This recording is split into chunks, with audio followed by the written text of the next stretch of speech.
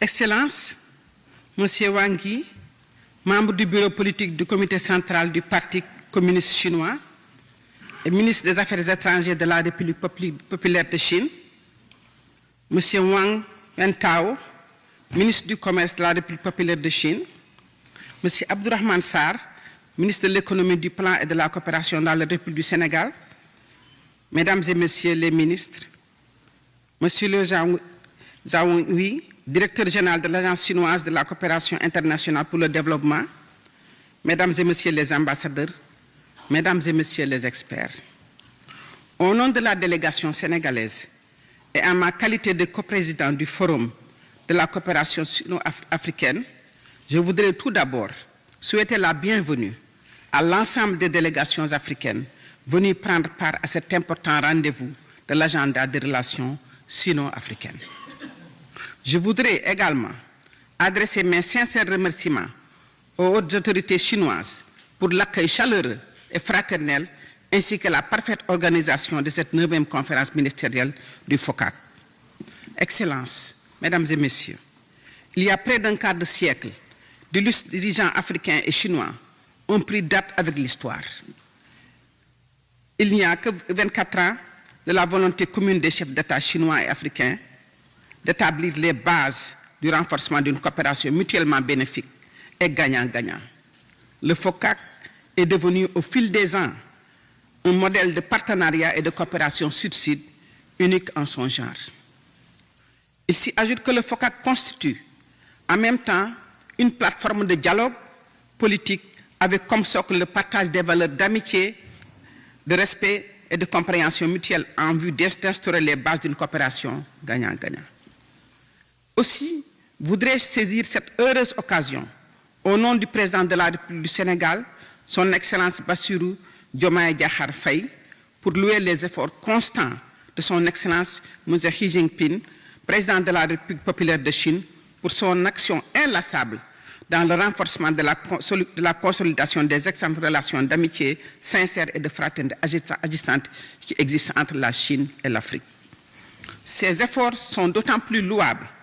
qu'ils ont été consentis dans un contexte mondial fortement marqué à la fois par des incertitudes et des soubresauts géopolitiques, sécuritaires, sanitaires, climatiques et entre autres. Parmi ces innombrables efforts, fort appréciables, il me plaît de citer le dialogue de haut niveau tenu en août 2023 entre dirigeants africains et chinois en marge du sommet des BRICS à Johannesburg. Cette rencontre a insufflé une nouvelle dynamique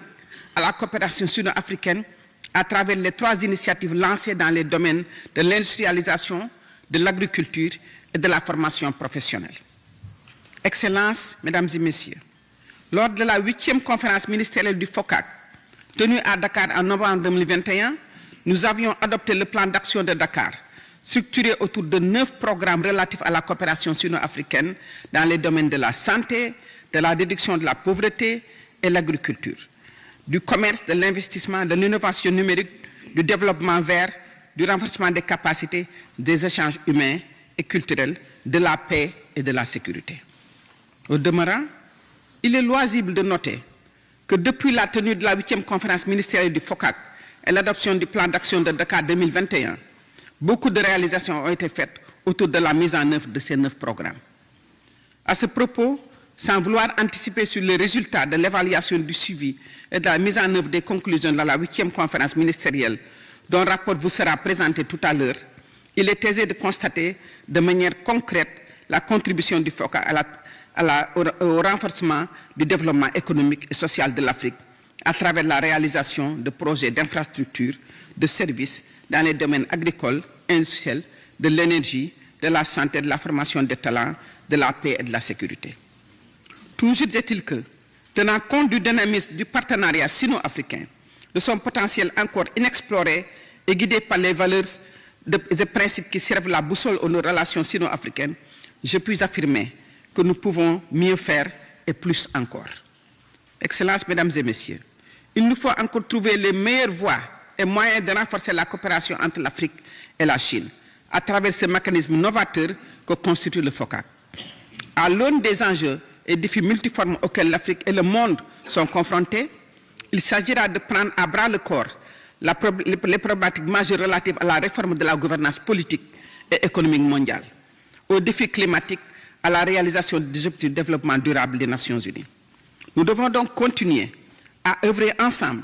Africains et Chinois, pour assurer le développement de l'Afrique à l'horizon 2063, en nous inspirant du modèle chinois, mais bien évidemment en l'adaptant au contexte africain pour que l'Afrique assure sa souveraineté alimentaire et parvienne à la transformation des produits agricoles sur le continent pour que la valeur ajoutée assurer son industrialisation. À cet égard, l'engagement des autorités chinoises à soutenir activement les efforts de l'Afrique pour accélérer le développement économique du continent, à travers notamment la mise en œuvre du plan décennal de l'agenda 2063 de l'Union africaine et le lancement du deuxième plan décennal, est à magnifier. Dans le même sillage, l'impact des changements climatiques sur la sécurité alimentaire en Afrique, le retard de la réalisation des objectifs de développement durable des Nations Unies, ainsi que la dégradation de la sécurité dans certaines parties de notre continent, confrontées au conflit interétatique, à la recrudescence du terrorisme, maintiennent encore notre attention. Au sujet de la nécessaire réforme de la gouvernance mondiale, nous saluons le soutien précoce et déterminant de la Chine à l'adhésion de l'Union africaine au G20. Dans cette dynamique, la réforme du Conseil de sécurité des Nations Unies demeure une priorité afin de réparer l'injustice historique faite à l'Afrique. En outre, nous réitérons notre demande de réforme de l'Organisation mondiale du commerce pour faciliter le commerce intra-africain et extérieur de l'Afrique. De la part du continent, dans le commerce mondial n'étant que 3% du commerce intra-africain et se situant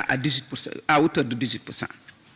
De plus, l'augmentation des sièges en faveur de l'Afrique au Conseil de l'administration du FMI est à saluer, mais beaucoup de progrès doivent encore être faits au niveau de l'attribution et de la gestion des droits de tirage spéciaux avec plus d'équité et de transparence.